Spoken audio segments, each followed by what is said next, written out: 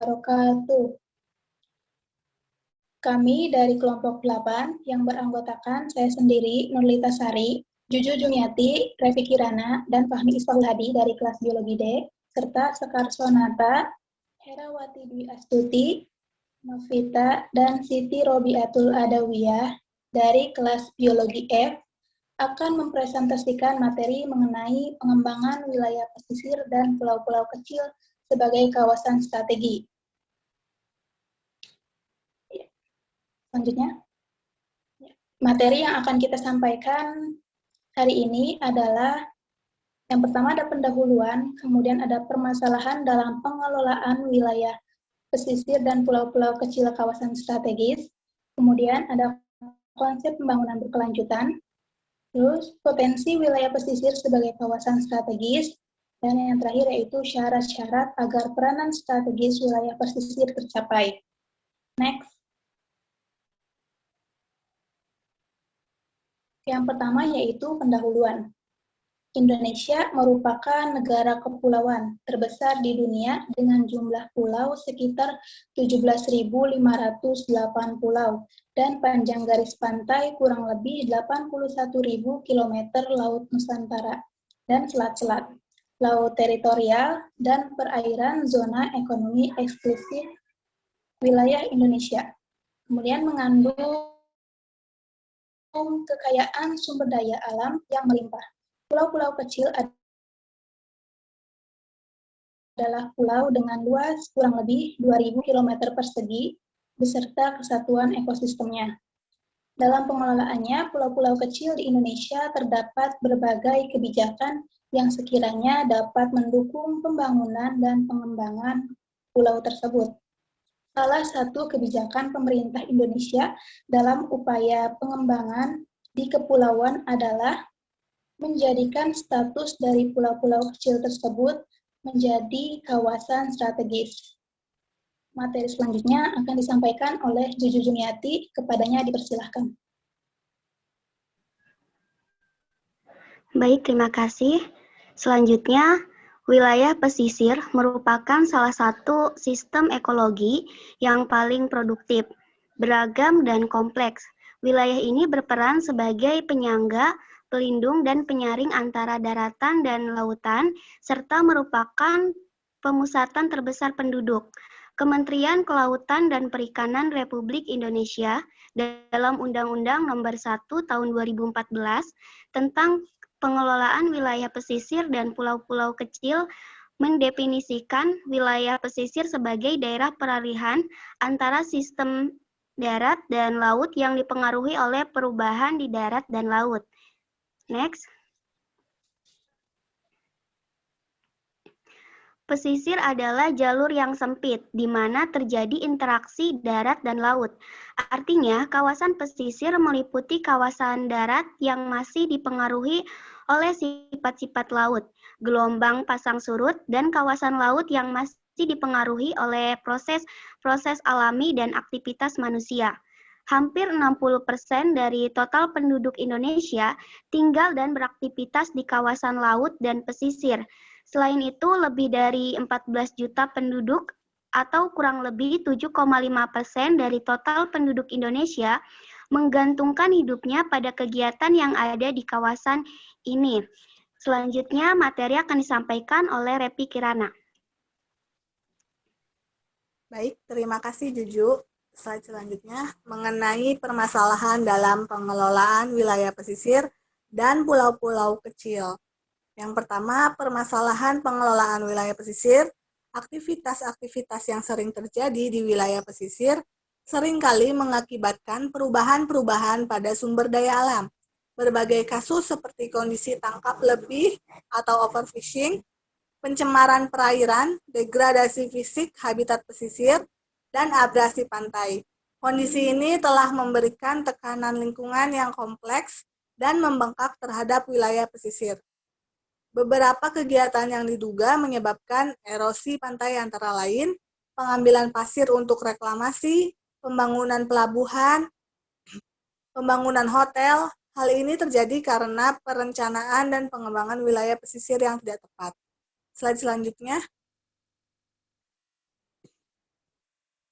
2. Permasalahan pengelolaan pulau-pulau kecil terluar. Permasalahan yang dihadapi pulau-pulau kecil terluar sebagai wilayah perbatasan antara lain belum adanya kepastian sebagian garis batas laut dengan negara tetangga. Untuk pulau-pulau yang berpenduduk, kondisi masyarakat di wilayah tersebut masih terisolir dan termarginalkan, sehingga memiliki tingkat kerawanan yang tinggi di bidang ekonomi, politik, dan keamanan.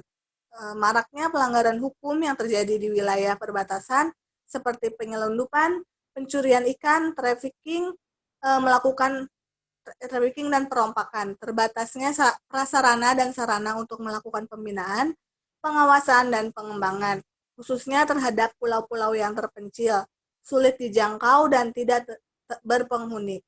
Ukuran pulau di perbatasan umumnya pulau-pulau yang sangat kecil sehingga sangat rentan terhadap kerusakan, baik oleh alam maupun manusia.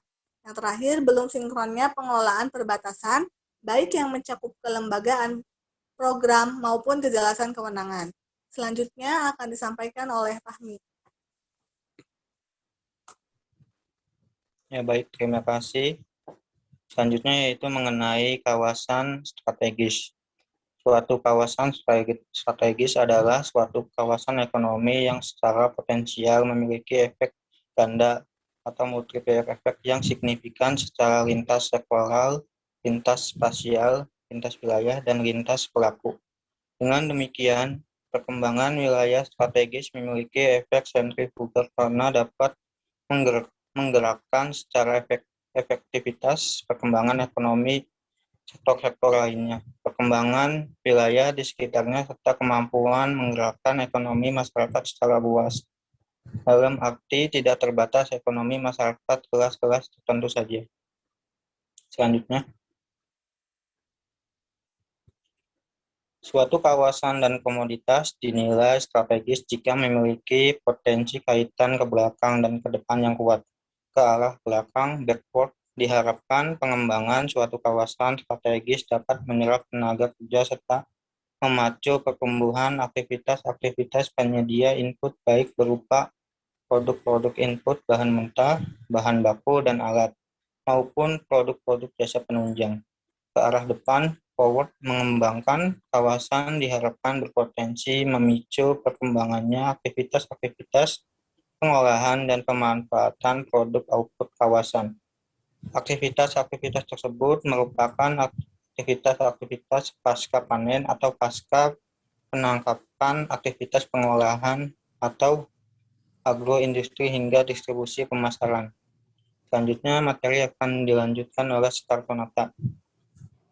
Baik, selanjutnya, berbagai kawasan pesisir yang memiliki strategis di dalam struktur alokasi dan distribusi sumber daya ekonomi disebut memiliki lokasi REN yang tinggi.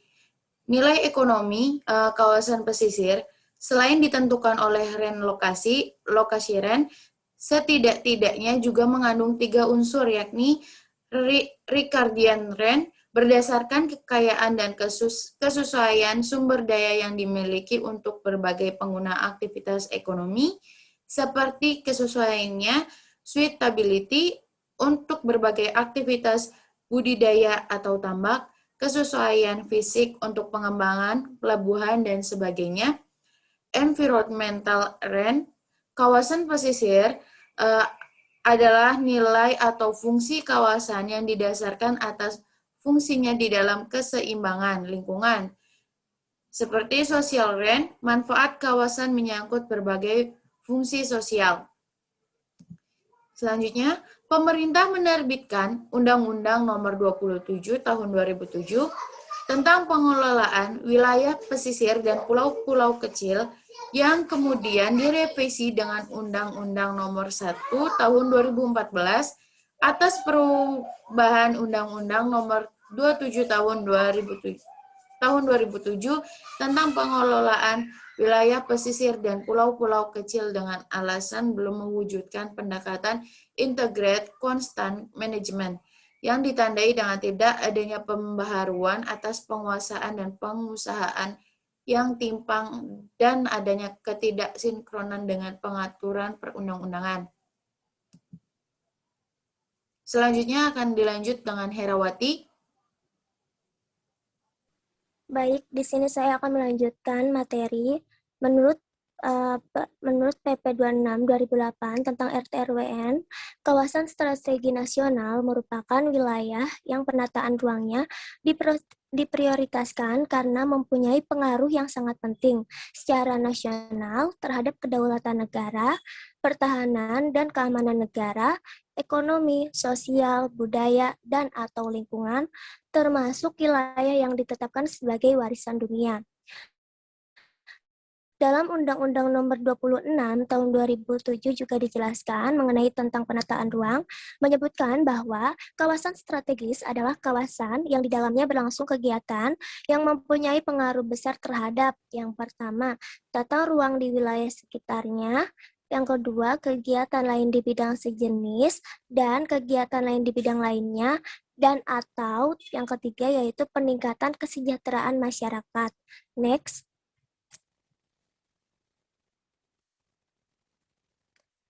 Di sini saya akan melanjutkan yaitu konsep pembangunan berkelanjutan. Apa sih yang dimaksud konsep pembangunan berkelanjutan? Nah, dalam konsep pembangunan berkelanjutan ada beberapa hal yang harus diperhatikan, yaitu yang pertama, adanya komitmen pada keadilan dan fairness. Prioritas pembangunan seyogianya diberikan kepada masyarakat dunia yang paling miskin, dan setiap keputusan hendaknya ini mempertimbangkan keberadaan generasi yang akan datang. Kemudian adanya pandangan jauh ke depan yang menekankan prinsip-prinsip precautionary untuk mencegah degradasi lingkungan. Selanjutnya yaitu pembangunan berkelanjutan mengintegrasikan, memahami dan bertindak dalam kolerasi dan kompleks antara lingkungan, ekonomi, dan masyarakat. Pembangunan lingkungan, pembangunan ekonomi, dan keadilan masyarakat merupakan pilar utama dalam pembangunan berkelanjutan. Selanjutnya akan disampaikan oleh Novita. Silakan. Terima kasih, Hera. Selanjutnya yaitu potensi wilayah pesisir sebagai kawasan strategis. Wilayah pesisir memiliki arti strategis karena merupakan wilayah peralihan atau interface antara ekosistem darat dan laut serta memiliki potensi sumber daya alam dan jasa-jasa lingkungan yang sangat kaya, menurut Endang Sutrisno. Selain itu, wilayah pesisir juga mempunyai potensi pembangunan yang sangat tinggi.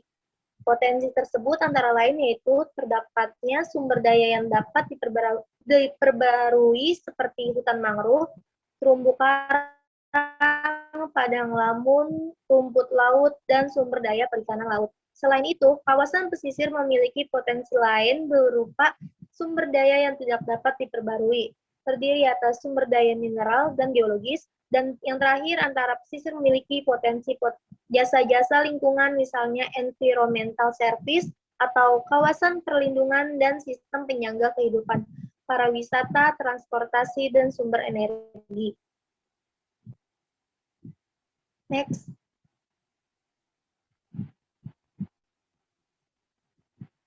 Kawasan pesisir merupakan tempat pendaratan ikan serta berbagai sumber daya laut maupun aliran sumber daya lainnya untuk kemudian dialirkan ke daratan. Dari arah daratan mengalir sumber daya untuk disalurkan via lautan,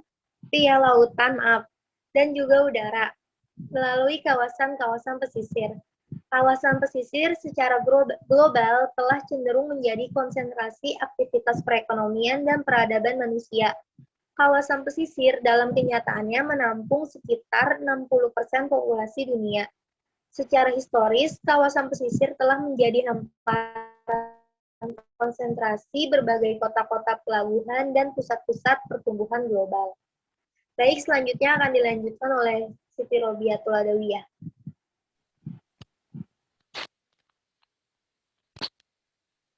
Baik, terima kasih Novita. Selanjutnya yaitu peranan strategis wilayah pesisir hanya tercapai jika memenuhi persyaratan-persyaratan sebagai berikut. Yang pertama adalah basis ekonomi atau economic base, wilayah yang bertumbuh atas sumber daya domestik yang terbarui atau domestic renewable resource. Yang kedua yaitu memiliki keterkaitan ke belakang atau backward linkage, dan ke depan atau forward linkage terhadap berbagai sektor ekonomi lainnya di daerah yang bersangkutan secara signifikan. Nah, yang ketiga yaitu efek ganda atau multiplayer effect yang signifikan dari sektor basis dan sektor-sektor turunan dan penunjangnya dengan penciptaan tenaga kerja dan pendapatan masyarakat atau sektor rumah tangga. Nah, yang keempat yaitu keterkaitan lintas regional di dalam maupun antar wilayah yang tinggi atau intra and interregional interaction. Nah, akan lebih menjamin aliran alokasi dan distribusi sumber daya yang efisien dan stabil sehingga menurunkan ketidakpastian atau uncertainty. Nah, yang terakhir yaitu terjadinya learning process secara berkelanjutan yang mendorong terjadinya koreksi dan peningkatan secara terus-menerus atau secara berkelanjutan. Sekian presentasi dari kelompok 8. Akan dilanjut dengan sesi pertanyaan. 2 dari kelas D dan 2 lagi dari kelas F. Nah, sekian dari kelompok kami. Kurang lebihnya mohon maaf. Wassalamualaikum warahmatullahi wabarakatuh.